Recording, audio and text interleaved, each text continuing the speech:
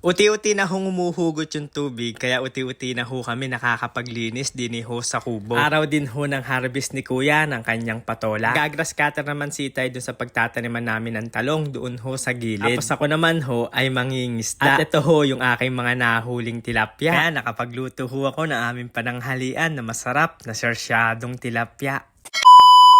Hi mga katrops, magandang buhay! Ngayong araw ay samahan niyo ho ako ulit sa akin buhay probinsya. Itay pala ay naggagrass cutter habang ako ay tinitignan ko ho at binibisita yung aking mga tanim na sitaw at saka ho pepino. Akin na ding hong chinek yung mga pinunla namin. Kung mapapansin niyo ho yung mga butong kulay blue ay may mga sibol na ho siyang ugat na nakalitaw. Ibig sabihin ho niyan ay maganda ho yung pagkakapunla natin at madami ho ang magsisibulan. Antay na lang ho natin ng mga 2 hanggang 3 linggo ay pwede na ho yan i-transfer doon sa lupa ng ating pagtataniman. Habang di pa ho kami nakakapagtanim, ay si Itay ay nililinis muna yung mga damo doon sa gilid. Naparotor na din namin yung lupa, bare bago taniman iyan, rorotorin pa namin ng isa pa. Naho na lang, nagsibulan yung mga damo. Tapos si Kuya ay nag-harvest ng kanyang patola. Dadalhin ho ni Inay yan sa palengke para ibenta. Mamaya lang ay meron na siyang pang-ulam. Kasarap pa naman yan ay luto sa miswa. Miswa sa patola na merong itlog tapos manok. Pero sa totoo lang ay mas miss na ho kita. Ay bilang pagdaan ko dun sa patolohan ay nagpunta na ako dun sa lawa para mamandaw. Dahil tumira na din ng ulan, ayan, pakape-kape muna bago ang pandaw, pampasiglaga. Diyan ko na din nilagay sa tumbler yung kape para habang ako'y namamandaw, namamangka ay nagkakape ako. Pagdala kasi yung tasa ay okay naman, kaso lang ikabilis maglamig. Parang yung taong mahal mo, ang bilis lumamig. Ay pero lang medyo malapit nang lumubog yung bangka gawa ho ng tubig. Ulan ay napuno siya ng tubig. Ayan pala ay pinangalanan ko na yung aking mga boborat. Yan nga pala si A. Unang screen kong inaangat. Siya po ay si A. Ayan, meron ho siyang huling tilapia at saka gurame. Ito naman hong si B, yung pangalawa ay medyo kaunti laang. At si C ay talagang madami ho siya kung makahuli. Yan si C. Ito din si D mga katrops ay maganda din yung makahuli ng tilapia. Ay medyo may pangakalakayuan pat ang tataba. Si D pa nga yung nakahuli ng big head ng mga nakaraang araw. Ayan laang ay kaliit. Kung yung malaki ay sarap ng eksperiso. At ito naman ho si E, yung ating isang screen. Sa mga susunod na araw ay sobrang mabibisi na tayo lalo na nakapag-start na tayo magtanim. Yung mga maliliit ay akin ho siyang iniiwan at binabalik diyan sa lawa at saka ho yung mga guramit tinikan. Alay nyo ay maging plapla yan tapos pumasok ulit sa aking screen.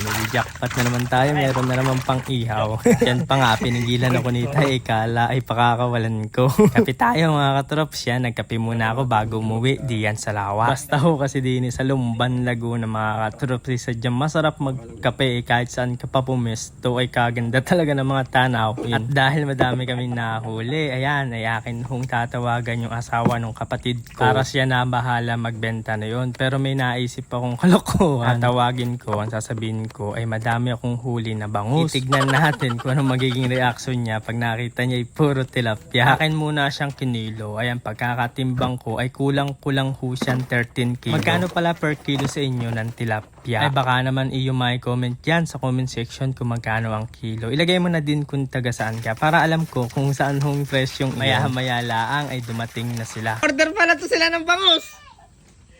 Sinundag pa ako ni Jory sa pagkani. Hoy, ay 1 kilo sa akin bangus ha. Kaysa ako? Nag-order yata ang bangus. Oo, sabi mo, naubusan. Oh, naubusan. May kumuha. Sinundag pa ako ni Jory. Bangus ah, bangus! Ano to, ano to? Fish? Anong fish?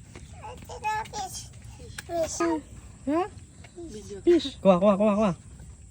Pagkakita ay nagulat na lang ay puro tilapia ay nagpa-order daw siya ng bangus doon bago siya umalis. Tipong wala pa yung isda ay pinag-agawan na pero tilapia pala. Kalain mo yun na prank ng kaunti. Sa pagkakamatindi pa diyan ay nag-arkila pa ng tricycle. Bumawas lang kami ng aming pang-ulam. Ang luto ho ng aking gagawin dyan ay sarsyadong tilapia at sinay naman ho yung naglilinis niyan. Pagkakasarap niyan mga katrops lalo na bagong huli sa lawa ay fresh na fresh tapos ang tataba pa nung tilapia. Pagkakalinis ay akin na ho siyang inasnan. Pag talaga masipag ka din sa probinsya mga katrops at pag ikay nagutom ay meron ka talagang makakain. Kahit nga talbos ng kamuting baging ay ulam na lalagyan mo lang iyon ng patis labo. May mga kangkong din na pwede mong i-adobo. Wag mo lang araw-arawin, hindi ka masawa. Ay iba pa naman na mga pwede mong kainin. Kaya kahit ulit-ulitin mo siya sa mga susunod na araw ay hindi ka masasawa, ay baka nga mamiss mo pa. Kaya sa mga hindi kumakain dyan ng gulay ay magsikain na kayo. Ay promise ho sa inyo, sobrang sarap ho na yung mga gulay na yan. Kahit upo, patola at iba pa. Kahit nga walang karne basta may gulay ay napakasarap na Bukod sa masarap ay napakasustansya pa. Bawat ho lumilitaw na lupa din tumuhugot yung tubig kakalotay. Ayan, nililinis na ho namin. Sila inay at si kuya ay naglilinis ngayon. Nabubulal pa nga. Ay ako naman ho ay nagluluto ng aming pananghalian na masarap na sarsyadong tilapia sa kamatis. Ayan mga katrops, na iluto ko na yung tilapia, na ipirito ko na. Susunod ko naman ho yung sarsyadong kamatis. Siguro mga January ay gaganda na ulit din sa atin farm at mawawala na yung tubig at makakapagtanim at linis na tayo. Lumalakas na ulit yung hangin amihan. Mapapaayos ko na din ho yung ating CR para pag nagpunta ka dito at namasyal, ayan, meron kang CR. Pero uuti-utiin lang natin iyan mga katrops kasi kailangan pa natin magkaroon ng puhunan sa ating halaman. Ang mahalaga, ikaw lang ho sa buhay ko. Ay, bigla lang. Kaya tipid talaga ako ngayon para may mapuhunan tayo ulit sa ating halaman sa pagtatanim ng talong at saka kalabasa. Tara, kain ho tayo mga katrops. Ang amin hong ulam ngayon pananghalian ay sarsyadong piritong tilapia na bagong huli sa lawa. Gagaling lang sa mga trabaho at paglilinis ay talagang kakain ka na marami diyan. Ay palambing naman ho ako ng share diyan mga katrops. Maraming salamat ho sa inyo mga katrops. Love love!